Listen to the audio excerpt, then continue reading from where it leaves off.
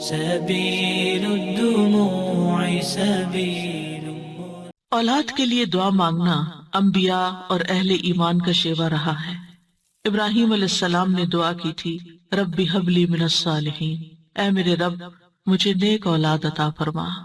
اہل ایمان کی دعا اللہ تعالیٰ نے قرآن مجید میں ذکر کی ہے، وَأَصْلِحْ لِي فِي ذُرِّيَّتِي، اور میری خاطر میری اولاد کی اصلاح کر دے۔ زکریا علیہ السلام نے دعا کی تھی، فَهَبْ لِي مِن لَّدُنكَ وَلِيًّا يَرِثُنِي وَيَرِثُ مِنْ آلِ يَعْقُوبَ وَاجْعَلْهُ رَبِّ رَضِيًّا، مجھے اپنے پاس سے ایک وارث عطا فرما جو میرا وارث بنے اور آل یعقوب کا وارث ہو، اور اے میرے رب اسے پسند کیا ہوا بنا، وہ ایسا ہو جس سے تو راضی ہو جائے، وہ پسندیدہ ہو۔ ابراہیم علیہ السلام نے دعا کی تھی، رب اجعلنی مقیم الصلاۃ ومن ذریتی ربنا وتقبل دعا، اے میرے رب مجھے بھی اور میری اولاد کو بھی نماز قائم رکھنے والا بنا، اے رب میری یہ دعا قبول فرما۔ اہل ایمان ہمیشہ اپنی اولاد کے لیے دعا کرتے ہیں۔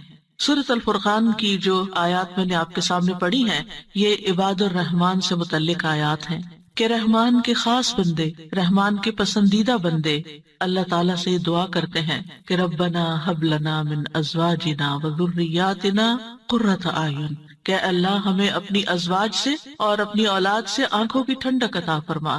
یاد رکھیے یہ دعا ہر صاحب ایمان کا شیوا ہے، ہر مومن کو یہ دعا کرتے رہنا چاہیے، چاہے ہماری اولاد نیک ہی کیوں نہ ہو، چاہے وہ فرما بردار ہی کیوں نہ ہو، چاہے وہ قرآن کی حافظ ہی کیوں نہ ہو، چاہے وہ دین کی عالم ہی کیوں نہ ہو، پھر بھی یہ دعا مانگتے رہنا چاہیے، اس لیے کہ دل رحمان کی دو انگلیوں کے درمیان ہوتا ہے، وہ جیسے چاہے انہیں پھیر سکتا ہے۔ ہمیں نہیں معلوم کہ آج اگر ہماری اولاد دین پر ہے تو کل اس کا مستقبل کیا ہوگا، اس لیے کبھی بھی اس بارے میں بے فکر نہیں ہونا چاہیے۔ نیک سے نیک ترین اولاد بھی ہو، تہجد گزار بھی ہو، صائم اور قائم ہو، لیکن پھر بھی دعا کرتے رہیں۔ اگر آپ کی اولاد نیک ہے تو آپ کی دعائیں ان کی نیکی میں استقامت اور اضافے کا سبب بنے گی، یعنی وہ مزید نیک بنے گی، ان کے اندر مزید استقامت آئے گی، اور پھر اسی طرح ان کا ایمان بھی بڑھے گا۔ اور اگر وہ نیک نہیں ہے اور اگر وہ آپ کی آنکھوں کی ٹھنڈک نہیں ہے تو اس دعا سے انشاءاللہ وہ آپ کی آنکھوں کی ٹھنڈک بنیں گے۔ تو ہم سب کو بھی یہ دعا کرتے رہنا ہے کہ اے اللہ ہماری اولاد کو نیک بنا اور ان کو متقین کا امام بنا، یعنی تقوی والوں کی صحبت میں ہوں اور تقوی والوں میں بھی سب سے آگے ہوں، تقوی والوں کو بھی مزید لیڈ کرنے والے ہوں، ان کی رہنمائی کرنے والے ہوں، اور پھر یہ کہ وہ ہماری آنکھوں کی ٹھنڈک بھی ہوں، یعنی جہاں وہ رب کے پسندیدہ ہوں وہاں وہ ہمارے لیے بھی باعث سکون ہو۔ اس کے ساتھ ساتھ انسان کے لیے لازم ہے کہ وہ اپنی اولاد کی نیک تربیت بھی کرتا رہے، کیونکہ تربیت کی کوشش کرنا جو ہے ایک صبر آزما کام ہے۔ اسی لیے اس آیت کے بعد جو آیت آتی ہے اس میں صبر کرنے والوں کی جزا جنت میں غرفہ بتائی گئی ہے۔ عربوں کے ہاں گھر کے اندر جتنے بھی کمرے ہوتے ہیں ان میں سے سب سے بہترین کمرہ غرفہ کہلاتا ہے، یعنی سب سے اعلیٰ ترین درجہ۔ تو جنت میں بھی جب غرفہ کی بات ہے تو اس سے مطلب کوئی ہائی رائز بلڈنگ نہیں ہے، کیونکہ وہ ایک جگہ پر آتا نا کہ غرفات پر غرفات مبنیہ ہوں گے، تو اس سے مراد یہ ہے کہ جنت کے اعلیٰ ترین مقامات اللہ تعالیٰ ان کو عطا کرے گا جو صبر کے ساتھ تربیت بھی کرتے رہیں گے اور صرف اپنی تربیت اور اپنی کوشش کو کافی نہیں سمجھیں گے بلکہ اللہ تعالیٰ سے دعا بھی کریں گے۔ اور بہت دفعہ ایسا بھی ہوتا ہے کہ ہم تربیت میں پوری کوشش کر لیتے ہیں لیکن اس کا اثر اولاد میں نظر نہیں آتا، اولاد آپ کی ایکسپیکٹیشن پہ پوری نہیں اترتی، آپ جیسے ان کو دیکھنا چاہتے ہیں ویسے وہ نظر نہیں آتے۔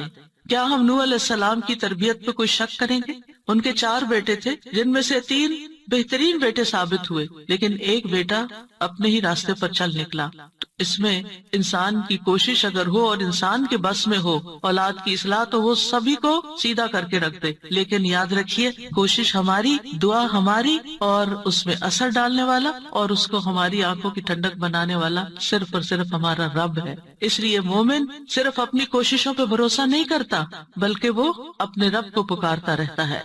اور پھر عام طور پر یہ ہوتا ہے کہ ہم اس دعا کو اپنی دعاؤں کا حصہ نہیں بناتے.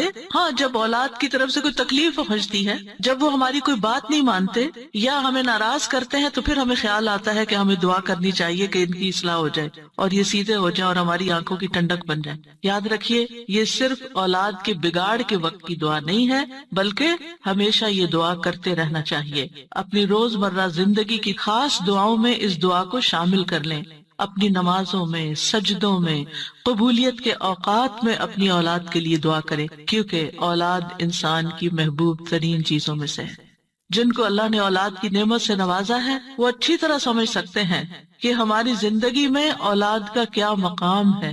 یعنی جب تک انسان والدین نہیں بنتا، ماں باپ نہیں بنتا، وہ اس بات کو سمجھ ہی نہیں سکتا کہ اولاد کیا چیز ہوتی ہے. کیونکہ انسان زندگی میں مختلف چیزوں سے محبت کرتا ہے، مختلف چیزوں کے ساتھ انسان کا لگاؤ ہوتا ہے، مختلف کام یا مختلف چیزیں اس کو پسند آتی ہیں. لیکن جب ایک عورت ماں بنتی ہے، ایک مرد جو ہے وہ باپ بنتا ہے، تو اس کے بعد اس کی زندگی میں جو تبدیلی آتی ہے، اس کے بعد اس کی زندگی کے اندر جو خوبصورتی آتی ہے، اس کے بعد اس کی زندگی کا جو محور اور مرکز بن جاتا ہے، اور اس کی تمام توجہ کا مرکز جو چیز بن جاتی ہے، اور دن رات کی یہ ڈیوٹی 24/7 کی ہوتی ہے. یعنی باقی چیزوں سے تو آپ کسی وقت الگ بھی ہو سکتے ہیں، مگر یہ وہ رشتہ ہوتا ہے کہ جس سے آپ پھر مرتے دم تک الگ نہیں ہو سکتے، کیونکہ وہ آپ کے جسم کا ایک حصہ ہوتا ہے. اور اللہ تعالیٰ آپ کے دل میں ہر چیز سے زیادہ ان کے لیے محبت ڈال دیتا ہے، اور ان کی خوشی آپ کو خوش کرتی ہے، اور ان کا دکھ آپ کو دکھی کرتا ہے. اس لیے انسان کو ہمیشہ اپنی دعاؤں میں یہ خاص دعا کرتے رہنا چاہیے، اور قبولیت کے اوقات میں بھی، کیونکہ اولاد سے ملنے والی آنکھوں کی ٹھنڈک اسی وقت ہوتی ہے جب اولاد سیدھے رستے پر ہوتی ہے، جب اولاد نیک ہوتی ہے، اچھے کام کر رہی ہوتی ہے، تو پھر ہی ماں باپ کی آنکھوں کی ٹھنڈک ہوتی ہے. اور اس دعا کے دوسرے حصے میں اپنے لیے دعا ہے کہ اللہ ہمیں متقین کا امام بنا. یعنی اولاد جو ہے، ہم اس کے ایک طرح سے امام ہوتے ہیں. جیسے حدیث میں آتا ہے نا، کلکم راعٍ وکلکم مسئول عن رعیتہ، تو ہر ایک ہم میں سے رائی ہے، ہر ایک لیڈر، ہر ایک ذمہ دار ہے. تو اللہ تعالیٰ ہمیں ماں باپ کی حیثیت میں ایسا رول ماڈل بنا کہ ہم متقی ہوں اور ہماری اولاد بھی متقی ہو. یعنی ہماری اولاد میں بھی نیکی ہو، اور پھر ہم نیکی کے ساتھ آگے ان کی رہنمائی کرنے والے ہوں. اور ویسے جنرل سینس میں دیکھیں تو اس میں انسان کو ایک ہائیسٹ مقام حاصل کرنے کی دعا یہاں سکھائی گئی ہے، اور وہ کیا کہ انسان ایسا انسان ہو کہ جسے دیکھ کر لوگ متقی بن جائیں. یعنی دوسرے لفظوں میں یہ کہ نیکیوں میں سبقت کرنے والے ہوں، نیکیوں میں آگے بڑھنے والے ہوں، تاکہ دوسرے لوگ بھی ہمیں دیکھ کر نیک بن جائیں. مثلاً اگر ایک مرد اول وقت میں مسجد میں جا کر نماز پڑھتا ہے تو اس کے بچوں پر اس کا کیا امپریشن ہوگا.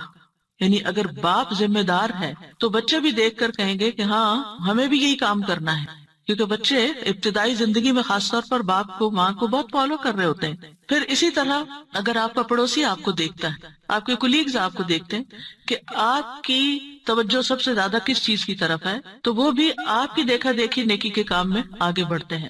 آپ صدقہ کرتے ہیں اور کوئی آپ کو دیکھ رہا ہے، آپ کا مقصد نہیں دکھانا، لیکن کسی کو نظر آ جاتا ہے تو آپ کو دیکھ کر وہ بھی شروع کر دیتا ہے، تو آپ اس کے کیا بن گئے؟ امام. یعنی آپ لیڈ کر رہے ہیں، آپ آگے ہیں اور وہ آپ کو فالو کر رہے ہیں.